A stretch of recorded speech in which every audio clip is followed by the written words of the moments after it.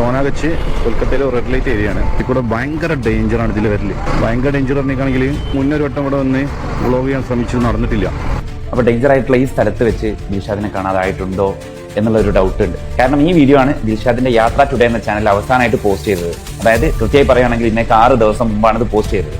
അതിന്റെ തൊട്ടടുത്ത ദിവസം, അതായത് ഇന്നേക്ക് 5 ദിവസം മുമ്പാണ് ദിൽഷാദിന്റെ ഇൻസ്റ്റഗ്രാമിൽ ക്വിറ്റ് എന്ന ഒരു പോസ്റ്റ് വന്നത്. ക്വിറ്റ് ചെയ്യാനെന്ന പോസ്റ്റ്. ഇത് ദിൽഷാദ് തന്നെ പോസ്റ്റ് ചെയ്തതാണോ അതല്ലെങ്കിൽ ദിൽഷാദിന്റെ ഫോൺ ഉപയോഗിച്ച് വേറെ ആരെങ്കിലും പോസ്റ്റ് ചെയ്തതാണോ എന്ന് പറയാൻ പറ്റില്ല. ആരെങ്കിലും ദിൽഷാദിനെ അപായപ്പെടുത്താൻ ശ്രമിച്ചിട്ടുണ്ടോ എന്നുള്ളൊരു ഡൗട്ട് ഇതിനാൽ തന്നെ വരുന്നുണ്ട്. അവസാനമായി ദിൽഷാദ് പോയ ലൊക്കേഷൻ ആസാമാണ് എന്നാണ് വീട്ടുകാർ പറയുന്നത്. അപ്പോൾ നിങ്ങളുടെ ഫ്രണ്ട്സ് ആരെങ്കിലും കൊൽക്കത്തയിലോ ആസാമിലോ ഒക്കെ ഉണ്ടെങ്കിൽ ഈ വീഡിയോ അവർക്കൊന്ന് ഷെയർ ചെയ്ത് കൊടുക്കുക. നമ്മൾക്ക് ദിൽഷാദിനെ കണ്ടെത്തണം. കാരണം നന്മ മനസ്സുള്ള ഒരു ബ്ലോഗറാണ് നമ്മുടെ സുഹൃത്ത് ദിൽഷാദ്. ദിൽഷാദ് ആഫ്രിക്കയിൽ പോയിട്ട് അവിടെയുള്ള കുട്ടികൾക്കൊക്കെ വെള്ളം കിട്ടാതെ വന്നപ്പോൾ കിണർ കുഴിച്ചു കൊടുത്ത് ഒരുപാട് പേർക്ക് താങ്ങും തണലും അത്താണിയുമായിട്ടുള്ള ഒരു ഇൻഫ്ലുവൻസറാണ്. ദിൽഷാദിനെ പോലെയുള്ളവര് ഫിറ്റ് ചെയ്യാൻ പാടില്ല. ദിൽഷാദിനെ നമ്മൾക്ക് കണ്ടെത്തണം. അതിനായിട്ട് നമ്മൾക്കൊന്നിച്ച് നമ്മളാലാവുന്നതൊക്കെ. ഹലോ കൂട്ടുകാരെ, നമ്മളിൽ പലരും രാത്രി ഉറങ്ങാൻ കിടക്കുമ്പോഴോ അല്ലെങ്കിൽ ഫ്രീ ആയിട്ടിരിക്കുമ്പോഴൊക്കെ നമ്മൾ യൂട്യൂബിൽ കണ്ട് ആസ്വദിക്കുന്ന നമ്മുടെ യാത്രാ സങ്കല്പങ്ങളെയൊക്കെ മാറ്റി എഴുതിയ ഒരു ചാനലാണ് യാത്രാ ടുഡേ എന്ന് പറയുന്നത്.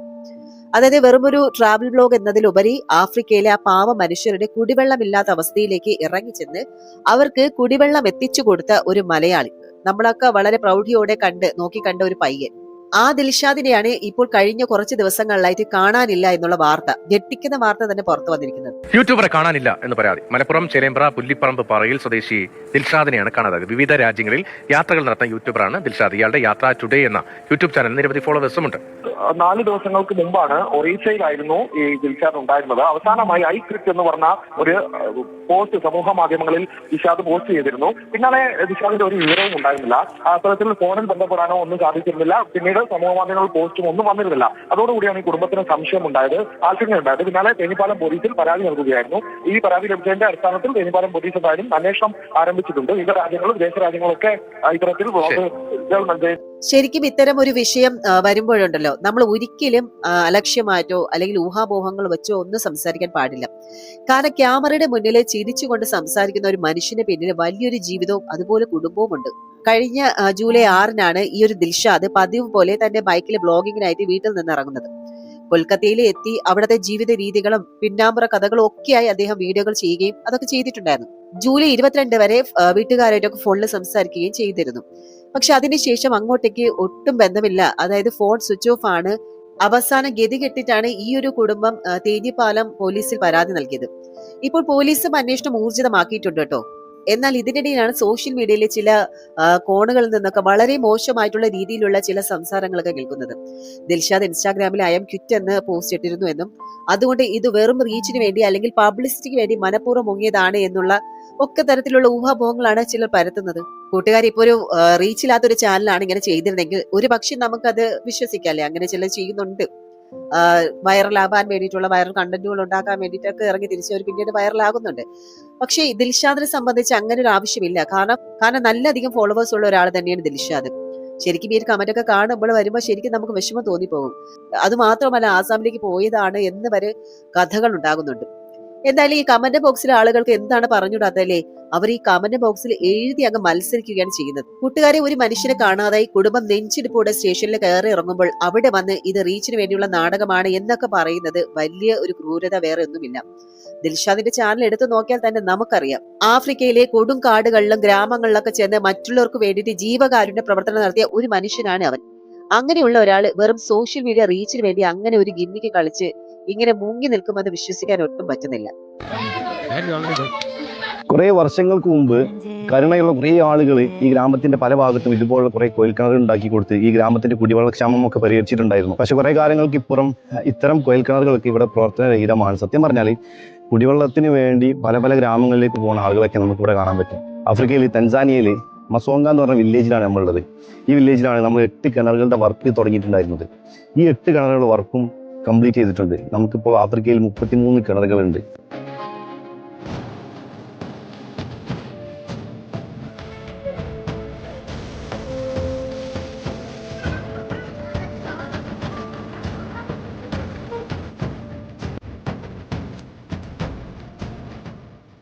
നൂറെന്ന ലക്ഷ്യസ്ഥാനത്തേക്കുള്ള യാത്രയിലായിരുന്നു നമ്മൾ. ആ ഒരു യാത്രയിലാണ് നമ്മൾ ഈ ഒരു ഗ്രാമം കണ്ടുപിടിക്കുന്നത്. ഇനിയും കുടിവെള്ളം കിട്ടാതെ അലയുന്ന ഒരുപാട് ഗ്രാമങ്ങൾ ആഫ്രിക്കയിലുണ്ട്. ആ ഗ്രാമത്തിൻ്റെ ഏതെങ്കിലും ഒരു കോണിലെങ്കിലും നമുക്ക് എത്താൻ പറ്റും. അവിടെയൊക്കെ നമ്മുടെ നാടിൻ്റെ പേരുണ്ടാവും, നമ്മുടെ നാട്ടുകാരുടെ പേരൊക്കെ ഉണ്ടാവും.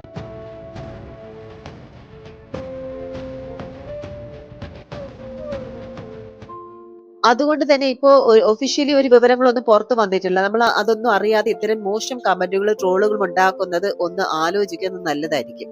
കൂട്ടുകാരെ, ചിലപ്പോൾ ഒരുപക്ഷെ അവൻ കൊൽക്കത്തയിലോ അല്ലെങ്കിൽ ഏതെങ്കിലും പ്രതിസന്ധിയിലൊക്കെ പെട്ടുപോയതാകാം. ഒന്നും സംഭവിക്കാതിരിക്കട്ടെ എന്ന് തന്നെ നമുക്ക് പ്രാർത്ഥിക്കാം. ദിൽഷാദ് സുരക്ഷിതനായിട്ട് തിരിച്ചു വരണമെന്ന് തന്നെ നമുക്ക് എല്ലാവരും ആഗ്രഹിക്കുന്നു. എല്ലാവരും അതിനുവേണ്ടി തന്നെ പ്രാർത്ഥിക്കുന്നത്. കുടുംബത്തിന്റെ ടെൻഷൻ നമുക്കൊന്ന് ആലോചിച്ച് നോക്കാവുന്നതേ ഉള്ളൂ അല്ലേ. പലപ്പോഴും ഈ ട്രാവൽ ബ്ലോഗർമാരോ അല്ലെങ്കിൽ യൂട്യൂബർമാരോ ഏതെങ്കിലുമൊക്കെ യാത്രയുടെ ഭാഗമായിട്ട് കുറച്ച് ദിവസങ്ങൾ ഈ സോഷ്യൽ മീഡിയയിൽ നിന്ന് വിട്ടു നിൽക്കുമ്പോഴോ അല്ലെങ്കിൽ വീഡിയോകൾ വരാതിരിക്കുമ്പോഴൊക്കെ ഇത് റീച്ചിന് വേണ്ടിയിട്ടുള്ള നാടകമാണ് എന്ന് വരുത്തി തീർക്കാൻ ചിലർ ശ്രമിക്കാറുണ്ട്. എന്നാൽ യഥാർത്ഥത്തിൽ പല ബ്ലോഗർമാരും നെറ്റ്വർക്ക് ലഭ്യമല്ലാത്ത ഉൾപ്രദേശങ്ങളിലോ അല്ലെങ്കിൽ യാത്രാവേളകളിലൊക്കെ പെട്ട് വലിയ അപകടങ്ങളിലോ അഥവാ ആരോഗ്യ പ്രശ്നങ്ങളിലൊക്കെ പെട്ടുപോകാറുള്ള നിരവധി സംഭവങ്ങൾ മുൻപും ഉണ്ടായിട്ടുണ്ട്. ഏതാനും വർഷങ്ങൾക്ക് മുൻപ് സാഹസിക യാത്രകൾ നടത്തിയിരുന്ന ചില പ്രമുഖ ഇന്ത്യൻ ബ്ലോഗർമാർ ഉൾപ്പെടെയുള്ളവർ റോഡ് യാത്രകളിലും മറ്റും അപ്രതീക്ഷിത അപകടങ്ങളിലൊക്കെ പെടുകയും പിന്നീട് മണിക്കൂറുകളോളം അവരെ കുറിച്ച് യാതൊരു വിവരവും ലഭിക്കാതെ വന്നപ്പോൾ സോഷ്യൽ മീഡിയയിൽ വലിയ രീതിയിൽ വ്യാജ വാർത്തകളൊക്കെ വന്നു, ഊഹാപോഹങ്ങളും വന്നു. പിന്നീട് ഔദ്യോഗികമായിട്ട് വിവരങ്ങൾ പുറത്തു വന്നപ്പോഴാണ് യാഥാർത്ഥ്യം എന്താണെന്ന് മനസ്സിലായത്.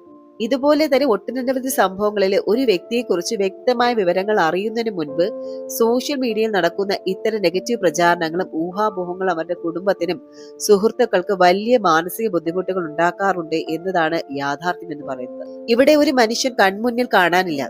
കുടുംബം സ്റ്റേഷനിൽ കയറി ഇറങ്ങി കരയുന്നു. ആ സമയത്ത് വന്ന ഇത് അവന്റെ അടുത്ത സിനിമയ്ക്കോ അല്ലെങ്കിൽ ചാനൽ റീച്ചിനോ വേണ്ടിയിട്ടുള്ള അല്ലെങ്കിൽ മനഃപൂർവ്വം ഇറക്കിയ നാടകമാണ് എന്നൊക്കെ പറയുന്ന ഒരു വിഭാഗം ആളുകളുണ്ട്.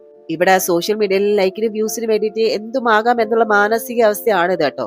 പിന്നെ ദിൽഷാദിന്റെ വ്യക്തിജീവിതത്തെക്കുറിച്ചും മുൻകാല പോസ്റ്റുകളെ കുറിച്ചും യാതൊരു യാഥാർത്ഥ്യവും ഇല്ലാത്ത പല കഥകളും ആളുകൾ ഇറക്കുന്നുണ്ട്.